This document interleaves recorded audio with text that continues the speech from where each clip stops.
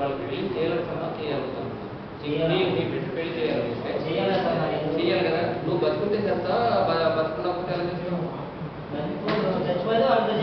అది కాదు, నీ బిడ్డని పెళ్లి చేయాలంటే ముందు బ్రతకాలి. నువ్వు బ్రతకాలంటే ముందు మందులు వాడాలంటే నీకు సైడ్ ఎఫెక్ట్స్ వచ్చినాయంటే డాక్టర్ గారు వచ్చి మా హాస్పిటల్ తీసుకెళ్తాను. లేకపోతే ఇది వస్తారు హెచ్వి కానీ లేకపోతే ఆర్మీ స్టాఫ్ ఉన్నారు వాళ్ళకి తీసుకెళ్ళి హాస్పిటల్ నీకు ఏంటి ప్రాబ్లం ఏంటో చూద్దాం. నువ్వు రేపు నాకు వచ్చినట్లయితే నువ్వు చూపిస్తాను. చూపిస్తే నువ్వు రెగ్యులర్గా 6 నెలలు మందులు వాడండి. అయితే నీ టీబీ తగ్గిపోతుంది. నీతో పాటు వీళ్ళు ఎవరికి అడుకోవాలి. తర్వాత ఏంటంటే ఈ భార్యతో నువ్వు ఇప్పుడు చాలా దూరంగా ఉన్నావు కదా, సంవత్సరాల బాధ్యతలు సంవత్సరాలు చేయడం అనేది లేకుండా పోయింది.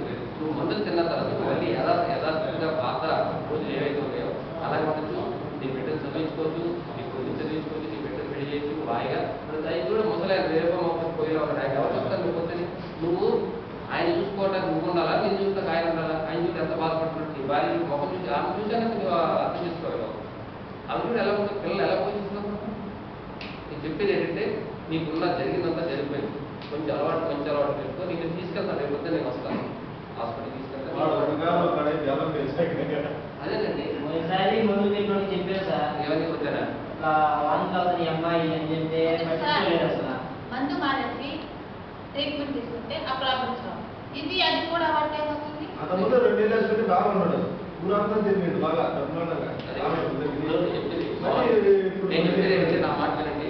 ఈ రోజు నుంచి రేపు నేను తీసుకెళ్తాను హాస్పిటల్కి, లేదా మా స్టాఫ్ వస్తారు తీసుకెళ్ళి హాస్పిటల్ తీసుకెళ్తారు. నీకు